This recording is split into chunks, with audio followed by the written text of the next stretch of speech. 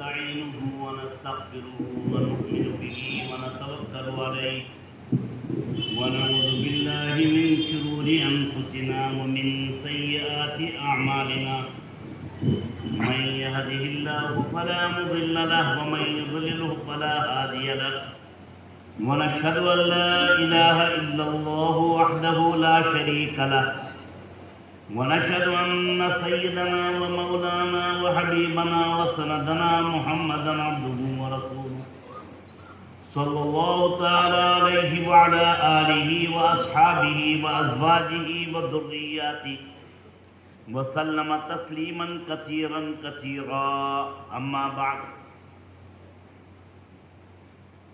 بھائی صورتیں تو پڑھی گئی ہیں، اس لیے از سر نو کسی اور آیت کی ضرورت نہیں ہے۔ ویسے حضرت عمر رضی اللہ تعالیٰ عنہ نے سورہ بقرہ مدینہ منورہ میں مکمل کی تھی تو پورے مدینے کی دعوت کی تھی۔ مولانا عبدالحنان صاحب سے پوچھتا ہوں کہ اگر پورا قرآن ہوا ہے تو سارے لوگوں کی دعوت کا نظم کیوں نہیں؟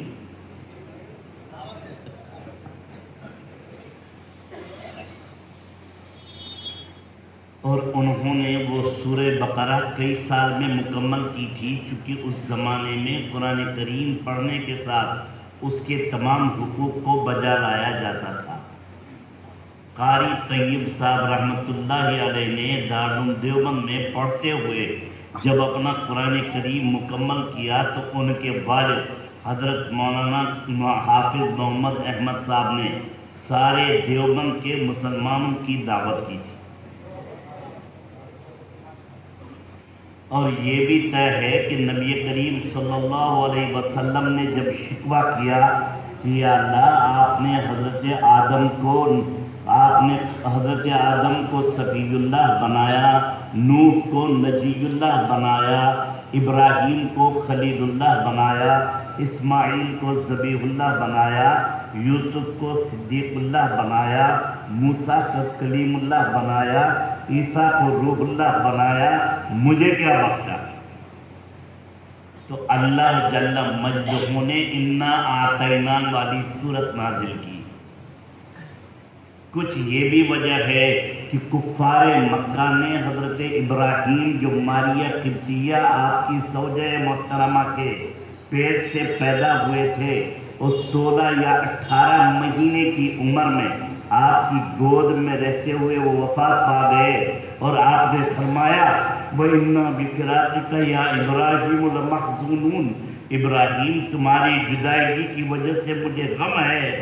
اور کفار مکہ نے کہنا شروع کر دیا اب فکر نہ کرو، محمد عربی کا خاندان نمٹ گیا، اولاد نرینہ ختم ہو گئی، اس لیے ان سے اب مقابلہ آرائی کی ضرورت نہیں۔ جب خاندان ہی نمٹ گیا تو اب کیا بات رہ گئی، کون ان کی طرف سے لڑے گا؟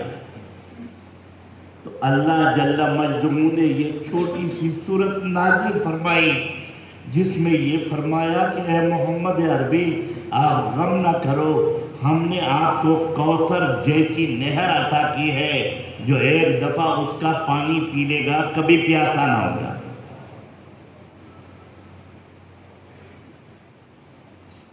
اب جب آپ کو یہ نہر کوثر عطا ہوئی ہے گی تو اس لیے آپ کے ذمہ دو باتیں ہیں، نفل کے طور پر نفلانہ فصل لربک وانحر، ایک تو نفلانہ نماز پڑھو شکریہ کے طور پر، اور اللہ کے بندوں کو کھانا کھلاؤ اور قربانی کرو۔ معلوم ہوا کہ خوشی کے مواقع پر اور اس طرح کے اہم ترین مواقع پر اپنی قوم و ملت اور آہنگ لوگوں کو کھلانا پلانا قرآنی ہدایت ہے۔ تو یہ تو نہایت مبارک موقع ہے۔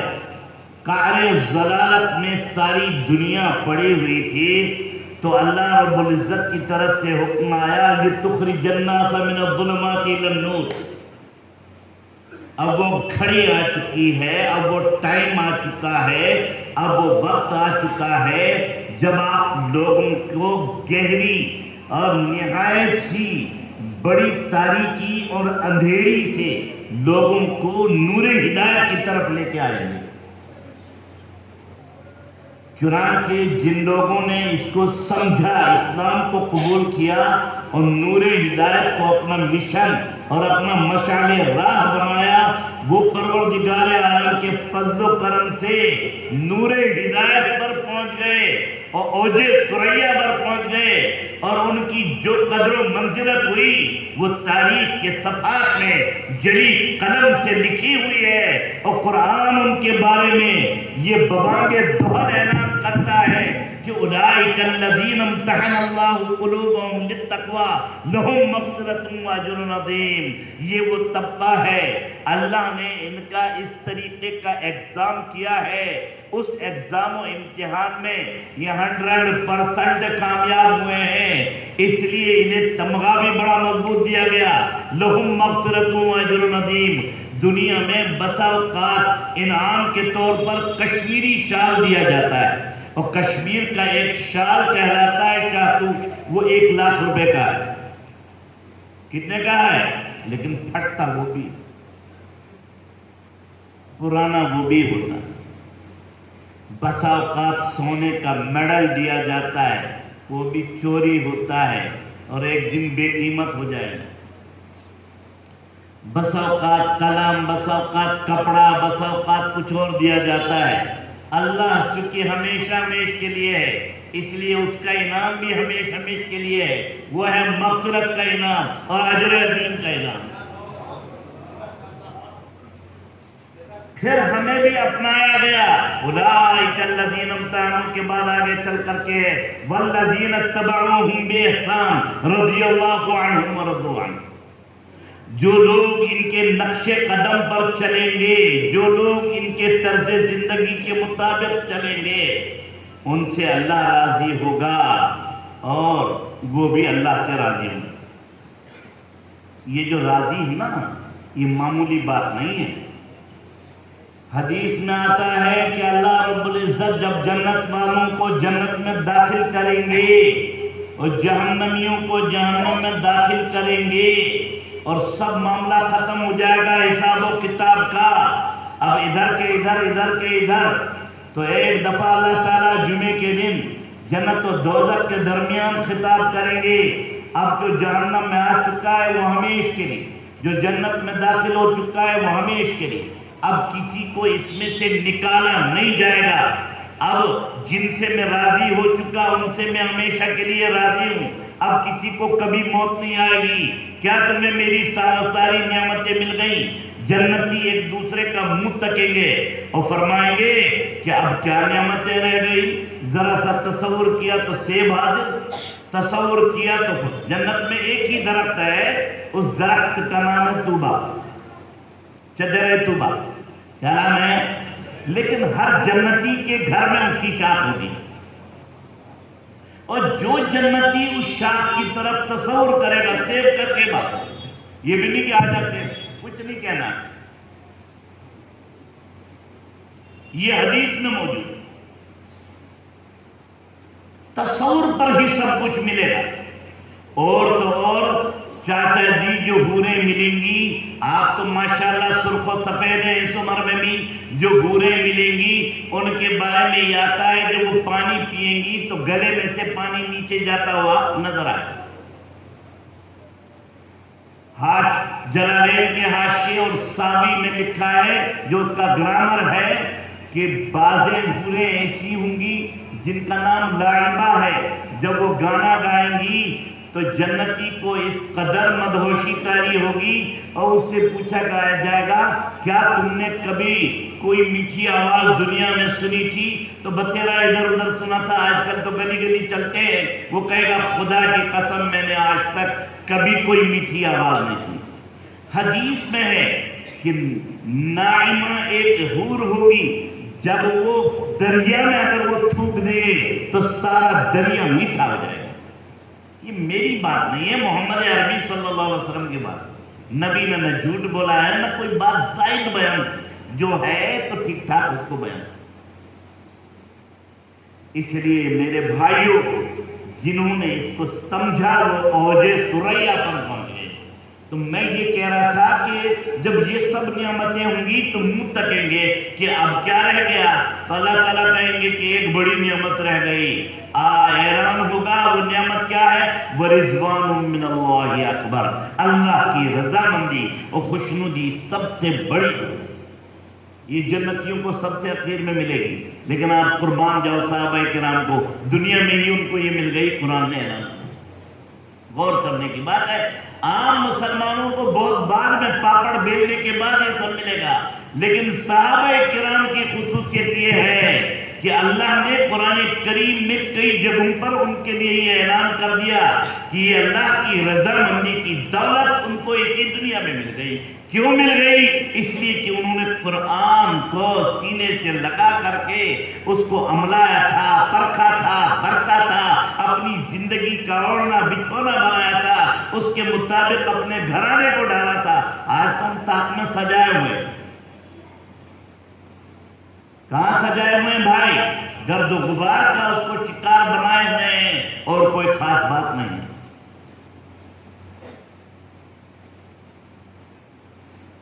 مکے کے اندر، مدینے میں ایک قاری تھے جن کا نام تھا حضرت عاصم رضی اللہ تعالیٰ عنہ۔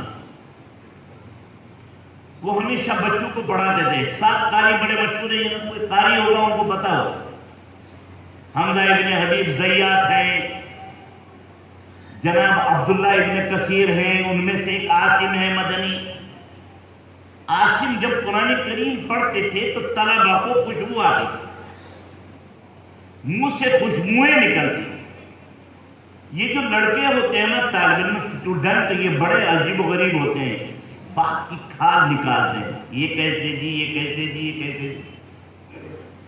بہت سی مرتبہ استاد بہت سی باتوں کو چھپاتے ہیں، لیکن وہ دم نہیں لیتے تب تک جب تک کہ پوچھے نا۔ لوگوں نے بہت پوچھا، بہت پوچھا، بہت پوچھا، انہوں نے بھی نہیں بتایا، لیکن ایک دن مجبوراً کہا ہم تب تک سبق نہیں پڑھیں گے جب تک آپ نہیں بتائیں۔ مولویوں کی بڑی قربانی ہے، ان حفاظ کی اور قاریوں کی بڑی قربانی ہے، یہ اپنے طلبہ پر اپنی زندگی نچھاور کرتے ہیں۔ ہمارے استاد اور پہلے شیخ حضرت مفتی محمود الحسن صاحب نور اللہ مرقدہ نے فرمایا کہ ہمارے گنگوں میں ایک حافظ جی کے بیچ میں ایک بات یاد آتی ہے، کہنے لگے ایک بچہ حفظ کر رہا تھا لیکن وہ بھاگتا تھا، ایک دن بھاگتے بھاگتے گنے کے کھیت میں چھپ گیا۔ استاد حافظ جی وہیں پہنچ گئے کہ پہلے سبق سنا پھر بیٹھی، سبق سنا دیا۔ اگلے دن پھر بھاگا تو درخت پر چڑھ گیا، استاد جوان تھے ان کی طرح تو وہ بھی درخت پر چڑھ گئے، کہنے لگے پہلے سبق سنا پھر ہی بیٹھ جائیو۔ سبق سن لیا، تیسرے دن یہ لڑکا پھر بھاگ گیا، اندھا کنواں ہوتا ہے جس میں پانی نہیں ہوتا اس میں جا کر کے گھس گیا، استاد کود کر کے اسی میں آ گئے کہ پہلے سبق سنا۔ اس نے کہا استاد صاحب آپ باہر نکلو، اب میں پابندی سے آؤں گا اور سبق سناؤں گا۔ کہ کیوں بھائی کیا بات ہو گئی؟ کہنے لگے میں تاڑ گیا اور سمجھ گیا کہ اگر میں قبر میں بھی پہنچ گیا آپ وہاں بھی پہنچیں گے سبق سننے کے لیے۔ یہ واقعہ استادوں کا تعلق ایسا ہی ہوتا ہے، اگر یہ والی لائن ہوتی، ایمانداری کی بات، جو مخلص اساتذہ کرام ہوتے ہیں عموماً وہ ایسا ہی کرتے ہیں۔ دارالعلوم دیوبند کے ایک شیخ الحدیث رہے ہیں مولانا انظر شاہ صاحب کشمیری، ان کے صاحبزادے وہ علامہ انور شاہ کشمیری کے صاحبزادے تھے۔ مولانا انور شاہ صاحب کا اپریل 2008 میں وفات ہوئی، غسل جنازہ میں جو لوگ شریک تھے ان میں بھی تھا۔ تو شاہ صاحب نے مجھے بہت دفعہ سنایا، ایک دفعہ یہ سنایا کہ ہم تو یتیم تھے، گھر میں پہلی دفعہ بکرا آیا تھا قربانی ہونے کے لیے، ہم دونوں بھائی اور تینوں بہنیں والدہ کو تہا چکے تھے کہ قربانی کرو قربانی کرو، قربانی کے دن کے آنے سے پہلے کہنے لگے بھائی آنے تو دن، پھر عید کا دن جب آیا تو فجر سے پہلے ہم نے والدہ کو تنگ کرنا شروع۔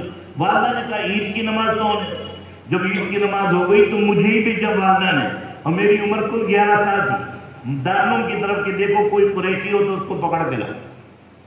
میں گیا تو وہاں حضرت شیخ الادب حضرت شیخ اعزاز علی صاحب نور اللہ مرقدہ استاد کھڑے تھے، اس نے کہا اندر یہاں بلا کے نے علم السیغہ کا سبق سنا، عید کا دن۔ کون سا جنا ہے؟ میں پھنس گیا. میں نے کہا اگر میں کہوں یا اللہ، یہ کہے گا ظالم بیٹھ جا یاد کر. اور اگر میں سنا دوں تو کچا پکا نکلے گا، اس کے بعد کیا ہوگا. لیکن میں نے یاد کیا تھا تو تھوڑا سا کچا تھا، میں نے سنا ہی دیا. ایک غلطی آ گئی تو کہنے لگے کہ آج عید کا دن ہے اس لیے چھوڑ رہا ہوں، کل یہی آ کر کے ملنا اور پکا سنانا. یہ عجیب و غریب وابستگی اور تعلق ہوتا ہے. اور یہ تعلق کل سے نہیں ہے، حضور اکرم صلی اللہ علیہ وسلم کے زمانے سے ہے. اصحاب صفہ مسجد نبوی میں جو چبوترا تھا، اس چبوترے پر ہر وقت 30-35 صحابہ کرام بیٹھتے تھے جن کو نبی کریم صلی اللہ علیہ وسلم پڑھاتے تھے. حضرت ابو ہریرہ فرماتے تھے کہ کھانے کی وجہ سے کھانا ملتا ہی نہیں تھا، اس لیے بسا اوقات میں بے ہوش ہوتا تھا. مدینے کے لوگ آتے تھے، وہ میری گردن پر یہ سمجھتے تھے، پاؤں رکھتے تھے کہ اس کو مرگی ہو گئی ہے، حالانکہ مجھے کوئی مرگی نہیں، یہ بھوک ہوا کرتی تھی. سردیوں میں ایک کپڑا ہوتا تھا، وہی لنگی ہے، وہی کرتا ہے، اور جب وہ کھلتا تھا تب ببول کے کانٹے لگاتے تھے تاکہ یہ بند ہو جائے اور بٹن کا سا کام ہو جائے. تو یہ وہیں سے چلی ہے، یہ سب وہیں کی بہاریں ہیں بھائی.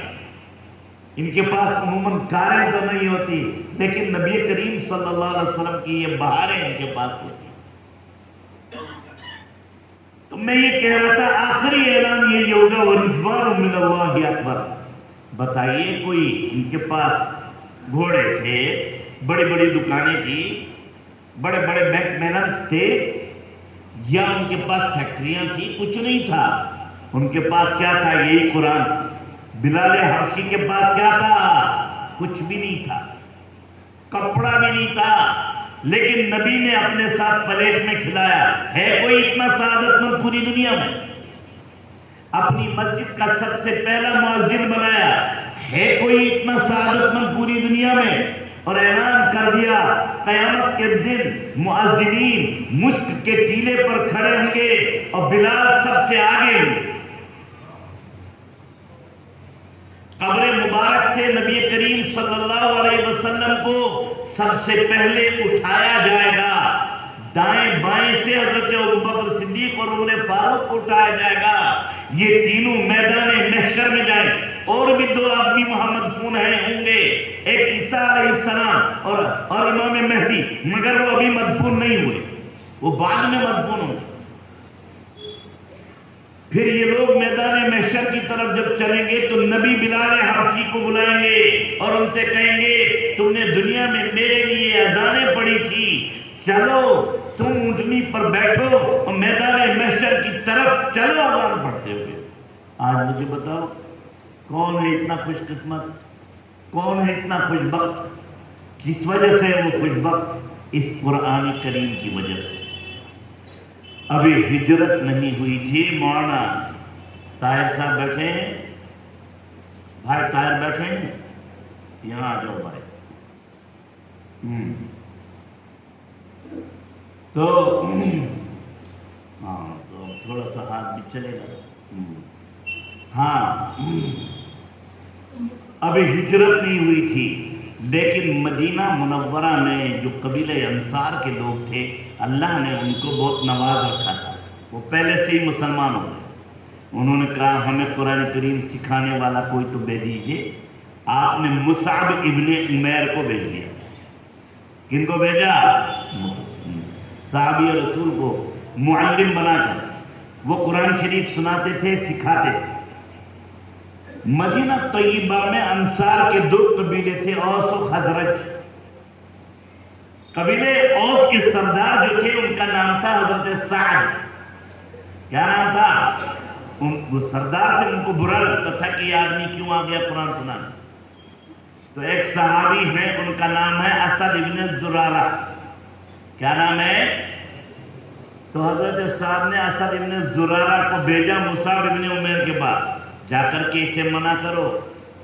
اس محمد نے اس کو بھیج دیا ہے ورگلانے کے لیے، اور کہو ہمارے یہاں قرآن نہ پڑھا ہے. وہ گئے، انہوں نے قرآن شریف سنا تو بجائے اس کے کہ ان کو سمجھاتے، قرآن نے ان کے دل پر اتنا اثر ڈالا وہ خود ہی مسلمان ہو گئے.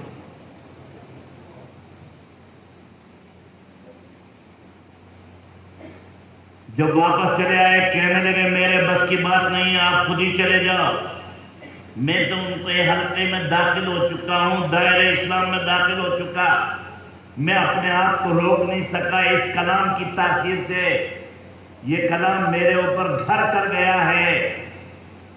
تو وہ خود چلے گئے، حضرت سعد خوب غصے میں گئے۔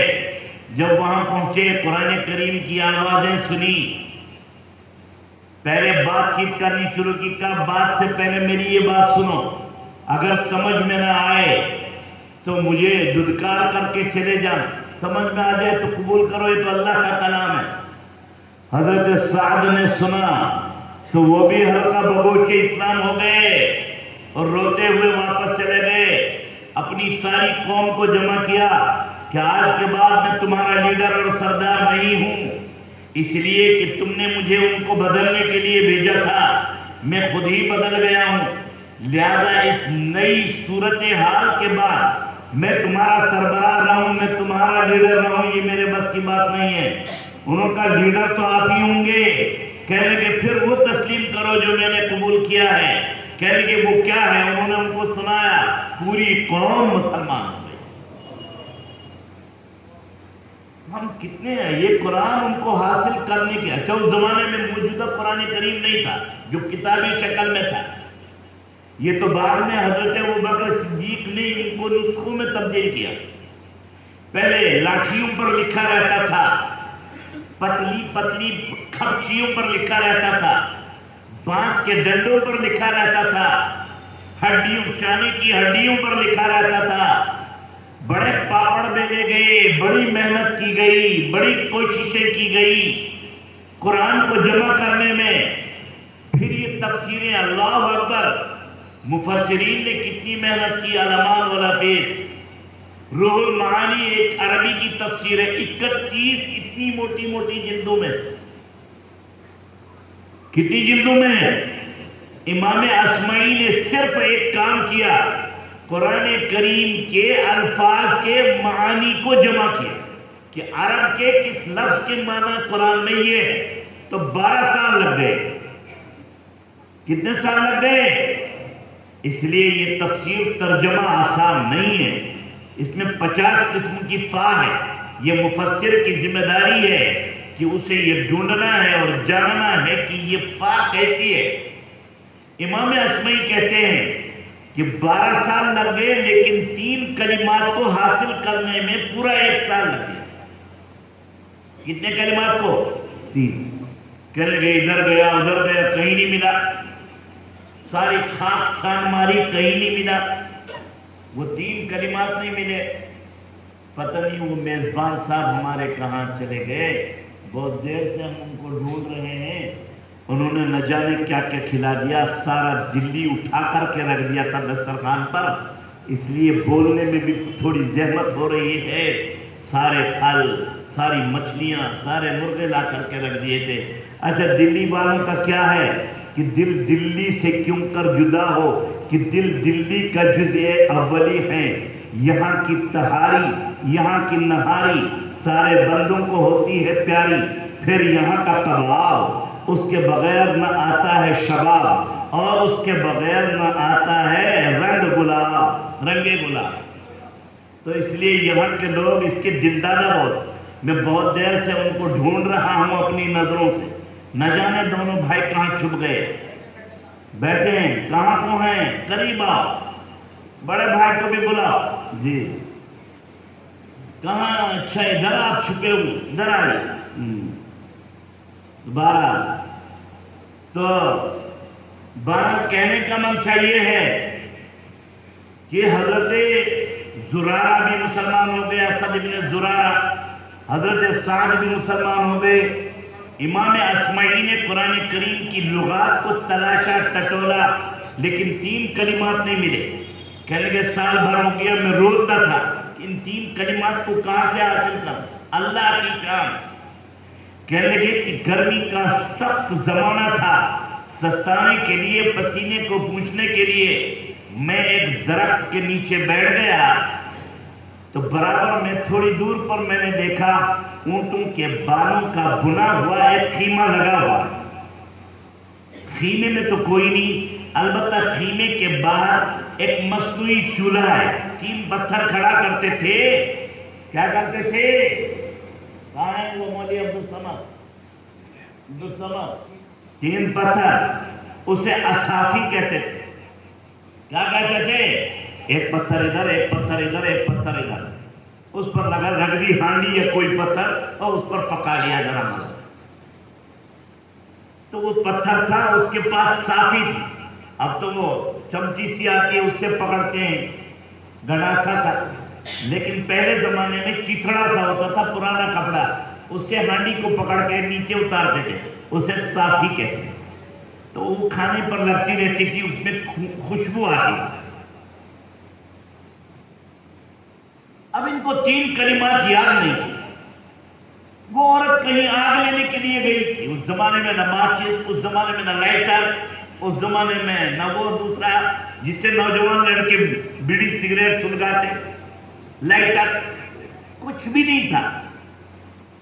آگ کی حفاظت کے لیے بڑے پاپڑ بیلنے پڑتے تھے، دور دور جانا پڑتا تھا. تو اس بچے کی ماں، چھوٹا سا بچہ بیٹھا ہوا تھا چولہے کے پاس، بچے کی ماں آگ لینے کے لیے گئی کہیں، اتنے میں ایک کتا آیا. کتا کالے رنگ کا، لیکن اس کے چاروں پیر گھٹنے سے نیچے پیلے رنگ کے ہوتے ہیں. بعض کتے ایسے پورا کالا اور گھٹنے کے نیچے کیا ہوتا ہے؟ پیلے رنگ. اور آنکھوں کے اوپر ایک گول دھبا سا ہوتا ہے، وہ بھی پیلا ہوتا ہے. اس کو عربی میں رقیم کہتے ہیں. کیا کہتے ہیں؟ اور وہ جو چتھڑا ہوتا ہے، کپڑا صافی، اس کو عربی میں متا کہتے ہیں.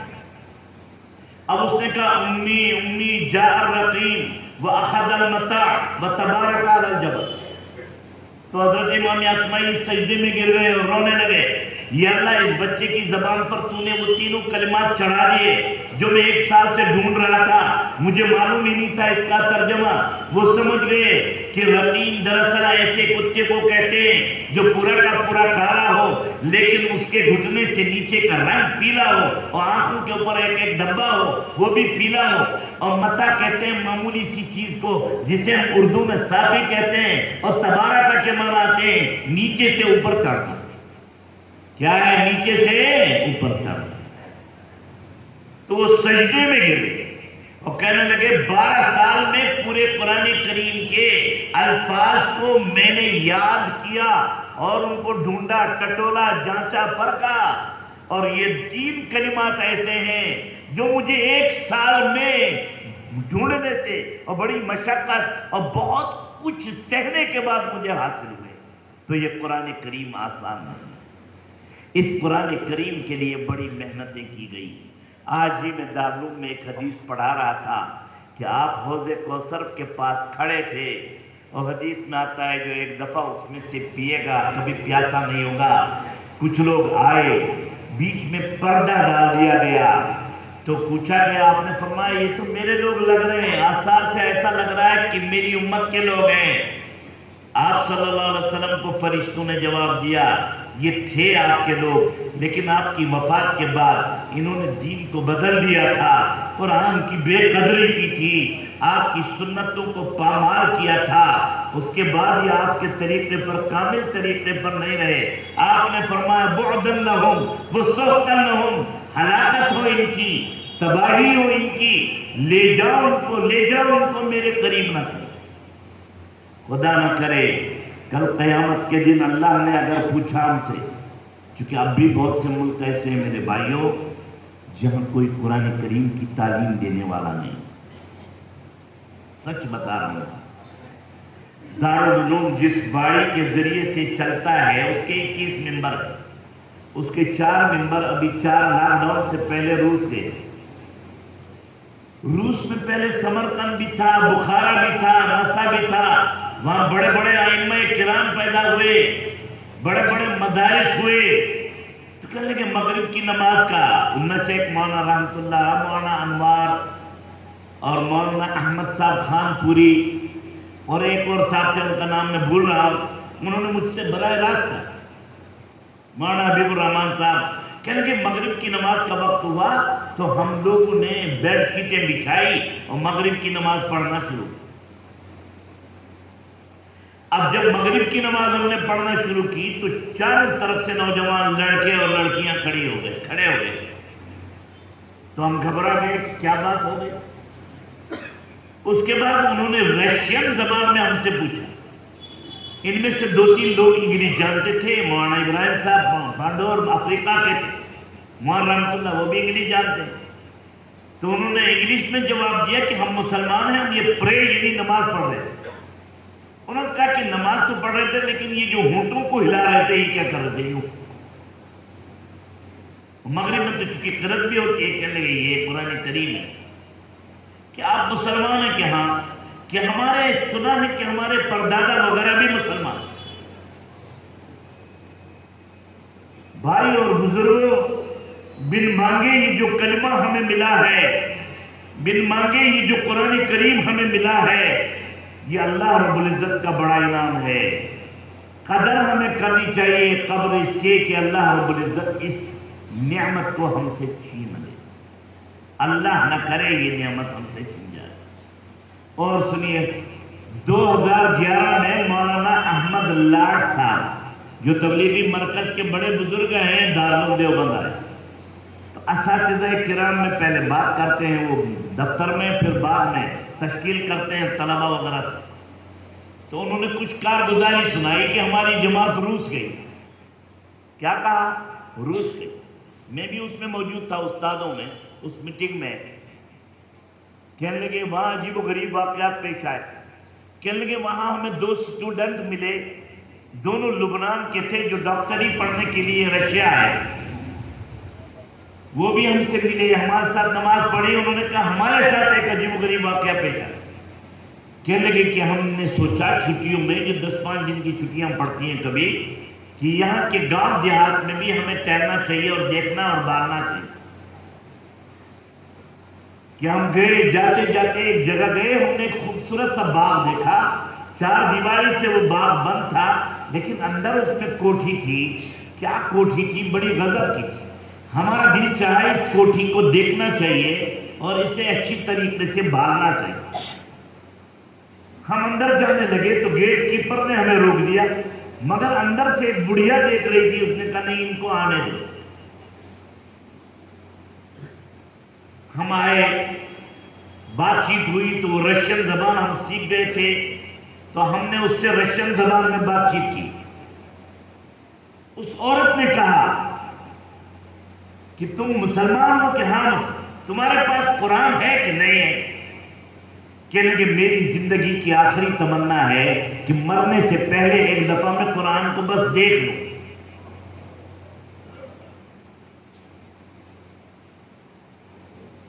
ہم نے کہا جی ہمیں پہلے سے پتہ نہیں تھا, ہم تو ویسے ہی 6 قدمی کے لیے گھومنے کے لیے آئے تھے. اچھا, روس میں ایک دور ایسا تھا کہ وہاں قرآن کریم کو گھر میں رکھنا سرکاری طریقے پر ممنوع تھا, غلط تھا. اگر کوئی پکڑا جاتا تھا سال اسے جیل میں ڈال دیتے. اب ان نوجوانوں پر ایسا اثر ہوا کہ یہ دونوں اپنی دل میں ایک تمنا اور ایک ریس سی لے کر کے بیٹھے, کاش کہ ہمارے پاس قرآن ہوتا, ہم اس کو دکھا دیں. چنانچہ لیکن انہوں نے طے کیا آئندہ ہمیں زندگی ملی اور وقت ملا ہم دوبارہ آئیں گے اور اس بوڑھی عورت کو ہم دکھا دیں. اب یہ اسی ادھیڑ بن میں تھے. جب کوئی آدمی کسی ادھیڑ بن میں ہوتا ہے نا, تو ادھیڑ بن والے آدمی کو بھوک نہیں لگتی, یا لگتی ہے؟ ارے بھائی لگتی ہے. جب تک مسلمانوں کو قرآن کریم کے ساتھ شغف تھا, دشمن تیر چلاتے تھے دور سے, تیر کا پتہ ہی نہیں چلتا تھا. حضرت علی کو تیر چلا گیا قرآن شریف پڑھتے پڑھتے نماز میں, پتہ ہی نہیں چلا. جب وہ نماز کے لیے کھڑے ہو گئے تو تب گھر والوں نے نکالا. ایک صحابی کو نبی کریم صلی اللہ علیہ وسلم نے کہا آج رات تمہیں دشمنوں کا پہرا کرنا ہے. انہوں نے سوچا پہرا تو ہوتا رہے گا, میں نماز کے لیے کھڑا ہو گیا. دشمنوں نے دور سے دیکھا کہ ایک آدمی نماز کے لیے کھڑا ہے تو تیروں کی برسات کر دی. پہلے ایک تیر گیا تو خون ٹپک رہا ہے, پھر دوسرا تیر خون ٹپک رہا ہے, پھر تیسرا تیر خون تیزی سے ٹپک رہا ہے. اب ان کے من میں ایک خیال آیا کہ اگر اور تیر میرے اوپر آ گیا اور خون بڑی مقدار میں بہہ گیا ہے تو پھر ایسی صورت میں کہیں مر نہ جاؤں اور نبی صلی اللہ علیہ وسلم کا حکم مجھ سے ادا نہیں ہو سکے گا، آپ نے تو مجھے پہرے داری کے لیے مقرر کیا تھا، ورنہ میرا جی چاہتا تھا میں سورہ کہف کو مکمل کے بقیے بغیر اپنی نماز کو مکمل نہ کروں۔ یہ وہ طلب تھی، یہ وہ جذبہ تھا، یہ وہ ولولہ تھا، یہ وہ ذوق تھا، یہ وہ شوق تھا جو نبی نے ان کے سینوں میں ڈال دیا تھا۔ آج ہم بھی ہیں، دیکھ لیجئے کتنا شوق ہے بھائی، شوق ہے، شوق۔ آج کل شوق بچوں کو کیا ہے؟ موبائل دیکھتے ہیں، چھوٹے چھوٹے بچے ہے نا، ماں بلاتی رہتی، آ بیٹا کھانا کر، آتا ہوں، آ بیٹا کھانا کر، آ بیٹا۔ 4 بج جاتے ہیں، دوپہری کا کھانا بچہ نہیں کھاتا، اس لیے کہ وہ اس کو دل دے چکا ہے۔ جوان لڑکے رات کے 12 1 بجے تک یہاں گلیوں میں موبائل دیکھتے ہوئے نظر آئیں گے۔ دلی آنا جانا کبھی ہوتا ہے تو سڑکوں کے کناروں پر، گلیوں میں، نکڑوں پر بیٹھے ہوئے یہ جوان لڑکے موبائل دیکھتے رہتے ہیں، نہ گھر کی خبر، نہ کھانے کی خبر، نہ گھر والوں کی خبر۔ اب ایسا جذبہ ان کے دلوں میں پیدا ہوا ہے۔ پہلے وہ دوسرا جذبہ تھا جو نبی کریم صلی اللہ علیہ وسلم نے پیدا کیا تھا۔ کیا پیدا کیا تھا بھائی؟ نبی صلی اللہ علیہ وسلم نے پیدا کیا تھا۔ تیزی کے ساتھ وقت بھی سرک رہا ہے، اور شیخ عبدالحنان صاحب نے کھانے کا بھی نظم کر رکھا ہے۔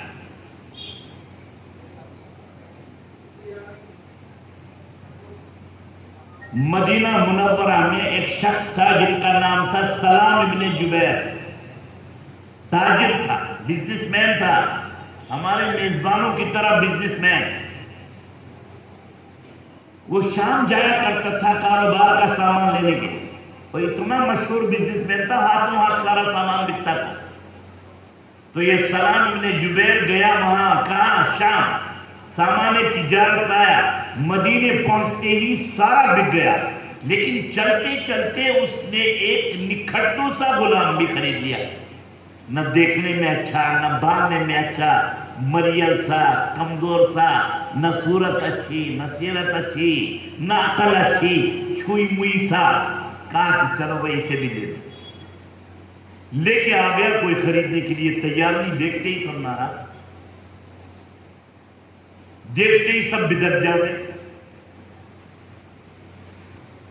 اب اس نے کہا بھائی تو بکتا نہیں، میں نے تجھے خامخواہ خرید لیا، تو ایک کام کر، تو سڑک پر کھڑا ہو جایا کر، لوگ آئیں گے، اگر کوئی چاہے گا تجھے، مطلب یہ کہ خرید لیں گے، تجھے کہاں سے کھلاؤں گا، بہت دنوں سے تو دشمن کا اناج بنا ہوا ہے۔ یہ واقعہ حدیث میں موجود ہے۔ کڑاکے کی دھوپ میں مدینہ منورہ میں اس کو سڑک پر کھڑا کیا، ایک عورت تھی وہاں جس کا نام تھا سبیتا۔ کیا نام تھا؟ سبیتا۔ وہ بڑی سخی بھی تھی اور مہمان نواز بھی تھی اور رحم دل بہت، بے شادی شدہ۔ اسے آیا، کسی نے بتایا کہ ایک جوان بچہ کالا کلوٹا، غریب سا، نادار سا، پتلا دبلا، نہ خوراکی ہے، کچھ نہ کوئی خریدتا ہے، کوئی پرسان حال نہیں۔ انہوں نے ڈھونڈوایا، دوبارہ اس نے خرید لیا۔ خریدنے کے بعد اپنے گھر لے آئی، کام کاج لینے لگی۔ ادھر مکہ مکرمہ، ابھی ہجرت نہیں ہوئی تھی، مکہ مکرمہ میں ایک شخص تھا، اس کا نام تھا ابو حذیفہ ابن عتبہ۔ کیا نام تھا؟ ابو حذیفہ۔ یہ بھی بڑا تاجر تھا۔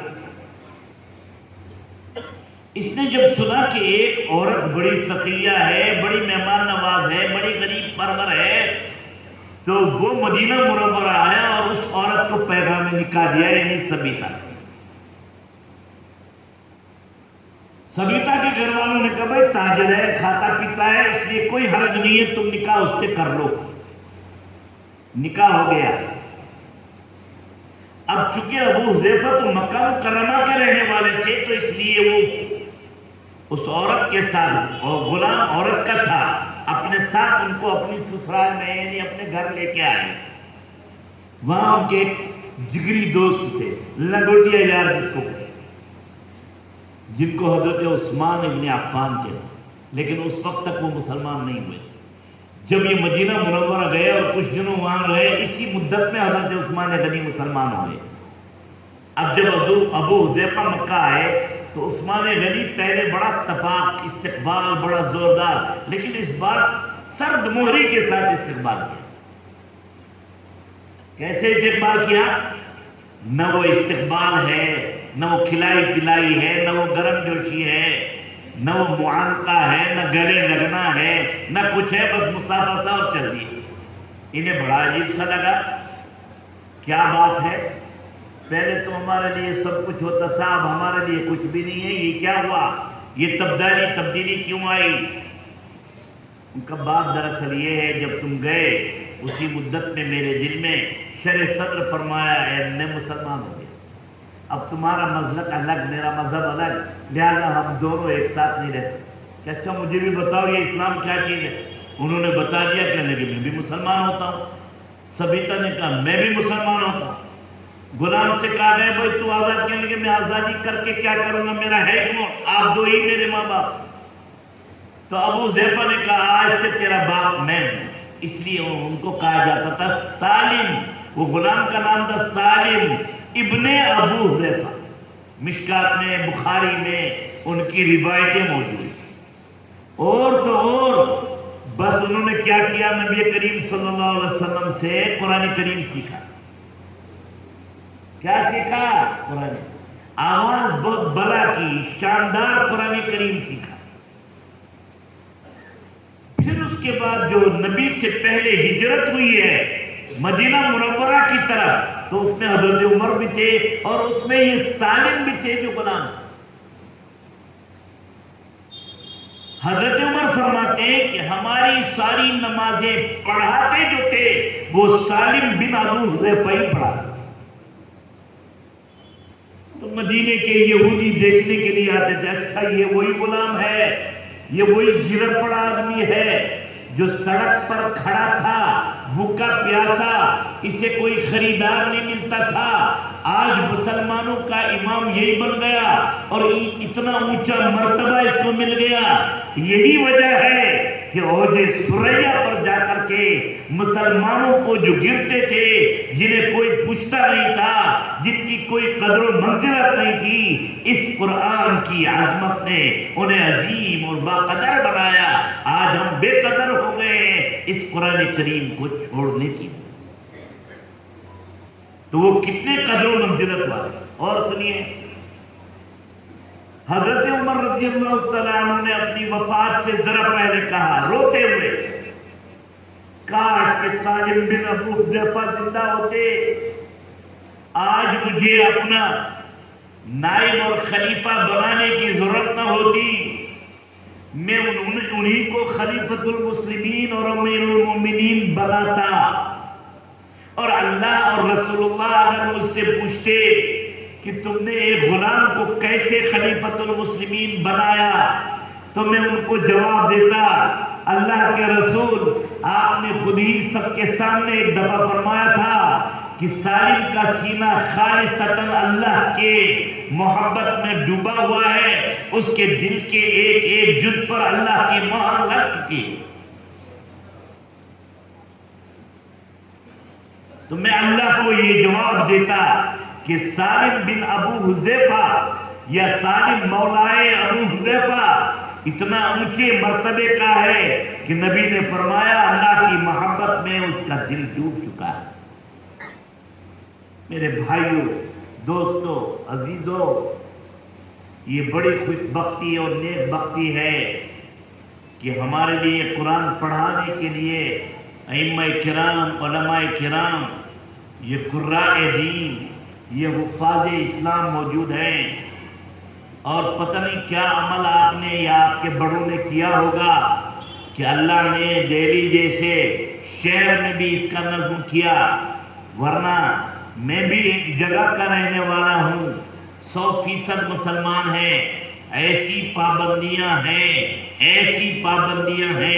کہ جگہ جگہ ہم مکتب وہاں قائم نہیں کر سکتے۔ جب قوموں کی طرف سے ناقدری اور بے قدری ہوتی ہے تو اللہ کی طرف سے نعمتوں کا سلسلہ بند ہوتا ہے۔ مجھے دلی کے ایک شخص نے جوان نے سنایا، حضرت مجھے تنہائی میں آپ سے بات کرنی ہے، 3 سال پہلے لاک ڈاؤن سے پہلے، میں نے اس سے کہا سب کے سامنے کہو، کہا نہیں تنہائی میں کرنی ہے۔ میں نے کہا بولو، گیا میں تنہائی۔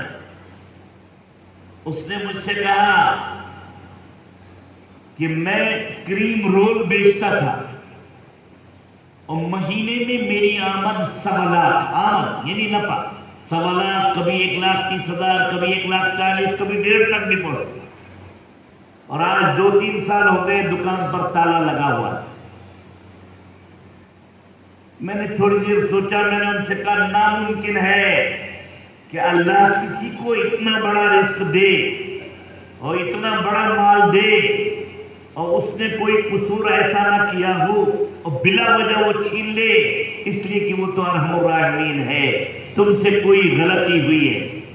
پہلے تو چپ رہا۔ میں نے کہا جب تک نہیں بتاؤ گے میں بھی کوئی علاج نہیں بتاؤں۔ تو چاروں ناچار اس نے تھوڑی دیر میں مجھے بتایا کہ پہلے میں اصلی گھی لگاتا تھا، ٹھیک ٹھاک انڈے لگاتا تھا، ٹھیک ٹھاک آٹا لگاتا تھا، بعد میں میری نیت بگڑ گئی۔ میری ایک بڑے ہوٹل والے سے بات ہوئی، ان کے ہم پرانے کچھ انڈے ہوتے تھے، وہ ہمیں بجائے 2 روپے کے 1 روپیہ میں دیتے تھے، گویا آؤٹ آف دا تھوڑے سے ڈیٹ ہوتے تھے، یعنی تاریخ ان کی نکل چکی ہوتی تھی۔ میں نے وہی انڈے سستے میں خریدے اور کریم رول میں لگائے، اصلی گھی کے بجائے ڈپلیکیٹ یعنی ڈالڈا گھی لگایا اور آٹے کے بجائے اراروٹ لگایا۔ تو رفتہ رفتہ دکان پر گاہک آنے بند ہو گئے۔ تو میں نے کہا تو نے اللہ کے بندوں کو دھوکہ دیا ہے اور اللہ کے بندوں کو زہر کھلایا ہے، لہذا اللہ تمہارے پاس اتنی بڑی پونجی نہیں چھوڑ سکتا تھا، اس لیے تمہیں 2 کام کرنے پڑیں گے، ایک تو روزانہ توبہ اور استغفار، اور جو کچھ تم کماؤ اس کا کم از کم 1/4 حصہ تمہیں ان کے نام سے صدقہ کرنا چاہیے۔ اگر مانو گے تو ٹھیک ہو جاؤ۔ تقریباً 7 مہینے کے بعد اس نے نمبر لیا، مجھے فون کیا، کہنے لگا حضرت اللہ کا فضل ہے، آپ کی بات پر میں نے عمل کیا اور دکان چلنے لگی۔ میں نے کہا ابھی بس نہیں کرنا ہے، ابھی بہت دنوں تک اللہ کے نام پر خرچ کرنا ہے، اس لیے کہ بہت دنوں تک تم نے لوگوں کو زہر کھلایا ہے، گند کھلائی ہے، اس گند کو جب تک صاف نہیں کرو گے تب تک تمہارے اندر اللہ کا فضل جو ہے وہ شامل حال نہیں ہوگا۔ تو میرے بھائیوں اور دوستوں، قرآن ہمارے لیے نور ہدایت، بلکہ قرآن تمام مسلمانوں کے لیے آب حیات۔ اسلام اگر منظور نہیں، قرآن اگر دستور نہیں، پھر لعنت ہو اس آزادی پر جس آزادی میں دین نہ ہو۔ کوئی فائدہ نہیں ہے ہمیں مسلمان کہلانے کا، کوئی فائدہ نہیں ہے ہمیں مومن کہلانے کا جب ہم اپنی دستوری کتاب پر عمل نہیں کرتے۔ بخاری شریف میں آتا ہے جو شخص قرآن کریم سے لو لگاتا ہے اور اس سے وابستگی رکھتا ہے، جب قیامت کے دن سر کی طرف سے قبر میں عذاب آنا شروع ہوگا تو جس نے آیت سنی بھی ہوگی، پڑھی بھی ہوگی، یاد بھی کی ہوگی، اس سے محبت بھی کرتا ہوگا، یہ آیت ادھر سے کھڑی ہو جائے گی، خبردار ہے آگ ادھر سے مت آنا، یہ بندہ میرا اپنا ہے، اس نے دنیا میں مجھے پڑھا، دنیا میں مجھے سنا، دنیا میں مجھ سے محبت کی۔ اور علماء نے تو یہ لکھا ہے کہ عام لوگ اگر سال میں 2 مرتبہ قرآن کریم نہ پڑھے تو قیامت کے دن ان سے پوچھ گچھ ہو، اور علماء کو اور زیادہ پڑھنا ہے، بلکہ قرائے کرام ہے، کوئی قاری ہے، کوئی بڑا قاری ہوں گے کئی قاری، تو قرآن نے لکھا ہے کہ تجوید کے ساتھ عوام الناس کو قرآن کریم پڑھنا واجب ہے، اور 7 کے ساتھ قرآن کریم کو علماء کو پڑھنا وہ واجب ہے۔ اور جزری نے لکھا ہے الاخذ بالتجوید حتم لازم من لم یجوز القرآن فهو آثم، کہ تجوید کے ساتھ قرآن کریم کو اخذ کرنا حتم لازم، یہ فرض ہے، یہ واجب ہے، یہ ضروری ہے۔ جو قرآن کریم کو عمدگی کے ساتھ نہ سیکھے، نہ پڑھے، فرماتے ہیں تو وہ آثم، وہ گنہگار۔ کیا ہے بھائی؟ وہ گنہگار۔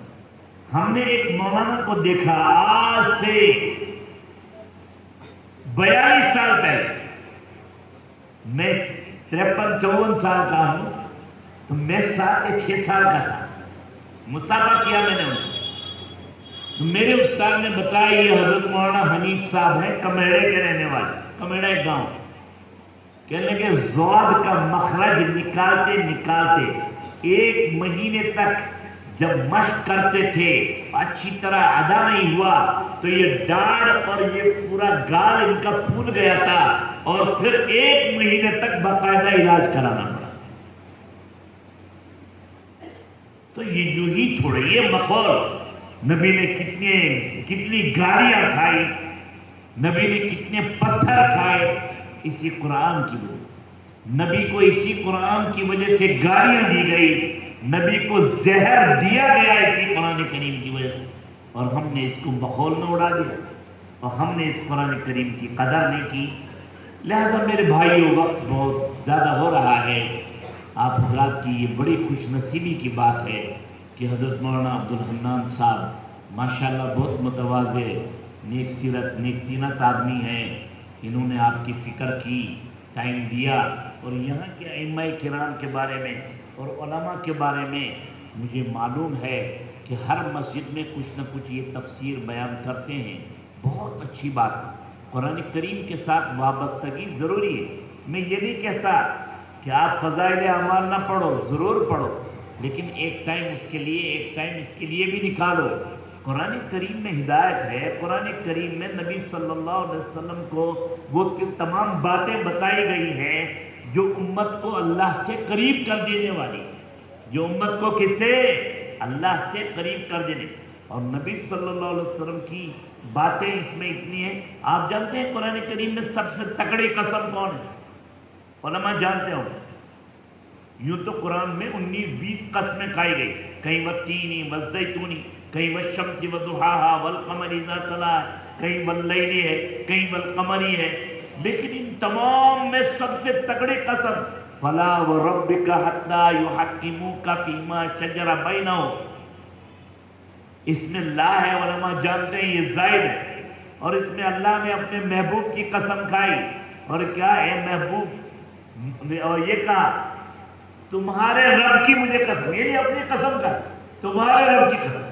یہ عربوں کا طریقہ ہے، جب وہ محبوب سے بات کرتے ہیں تو ساری دنیا سے اس محبوب کو الگ کر دیتے، گویا بظاہر یہ لگتا ہے رب صرف نبی کا ہے، باقی کسی کا ہے نہیں، اسی لیے کیا کہا فلا وربک، تیرے رب کی قسم، گویا اوروں کا ہے ہی نہیں۔ یہ محبوبیت کا ایک طریقہ ہے۔ کیا طریقہ ہے بھائی؟ محبوبیت کا ایک طریقہ ہے۔ تو اس میں کیا کہا گیا؟ قسم مجھے تیرے رب کی، تب تک بات نہیں بنے گی جب تک کہ یہ اپنے معاملات میں آپ کو دخیل نہیں کریں گے، اور پھر جو فیصلہ ان کے لیے آپ کے لیے کریں گے، پھر اپنے دل میں اس کی طرف سے کوئی بات نہیں پائیں گے، وہی سلیم و تسلیمہ، اور اس کو طیب خاطر کے ساتھ اور رضائے دلی کے ساتھ اسے قبول نہیں کریں گے، تب تک یہ کامل درجے کے مسلمان نہیں۔ ہر نبی کی امت میں وہی مزاج آتا ہے جو نبی کے معجزات میں ہوتا ہے۔ مثلا موسیٰ علیہ السلام کے سارے معجزات جو تھے وہ کایا پلٹ والے تھے۔ کیا تھے؟ سانپ کو نیچے، وہ لاٹھی کو نیچے ڈال رہے، وہ سانپ بن رہا، ہاتھ کو بغل میں دبا رہے، وہ سفید ہو رہا، یہ کایا پلٹ والے معجزات تھے۔ ساری دنیا میں آپ جہاں بھی یہودیوں کو دیکھیں گے وہ کایا پلٹنے کے در پر رہتے ہیں، اسی لیے جادو ان کے ہاں سب سے زیادہ ہے۔ نبی کا مزاج، نبی کی امت، اور عیسیٰ علیہ السلام ہمیشہ ٹھیک ٹھاک کرتے تھے، اندھا کوئی مل گیا ہاتھ پھیر دیا ٹھیک ہو گیا، برس کا مریض مل گیا ہاتھ پھیر دیا ٹھیک ہو گیا، کوئی اور مریض مل گیا، ہاتھ پھیر دیا، ٹھیک ہو گیا. ساری عیسائی دنیا ڈسپنسریاں اور ہسپتال قائم کر کے انہی کی نقل کرتے. محمد عربی صلی اللہ علیہ وسلم کا سب سے تکڑا معجزہ 360 معجزات میں سے قرآن کریم. کون معجزہ ہے؟ قرآن. اور عجیب بات ہے مولانا صاحب، قرآن کریم کے 2 ذاتی نام ہیں، ایک قرآن اور ایک کتاب، اور 55 صفاتی نام. کیا بولا؟ کتنے نام ہیں صفاتی؟ اور ذاتی نام کتنے ہیں؟ 2. ایک کا نام کیا؟ اور یہ بھی عجیب بات ہے کہ دونوں نام ایک ہی آیت میں ہے. انہو لقرآن کریم فی کتاب مکنون لا یمسہ الا المطہرون. اور علماء جانتے ہیں قرآن بھی مصدر، کتاب بھی مصدر، اور قرآن کے معنی پڑھنا اور کتاب معنی لکھنا. اس میں اشارہ کیا گیا اس بات کی طرف یہ قرآن اتنا پڑھا گیا اور اتنا پڑھا جائے گا، دنیا میں کوئی کتاب اتنی نہ پڑھی گئی نہ پڑھی جائے گی.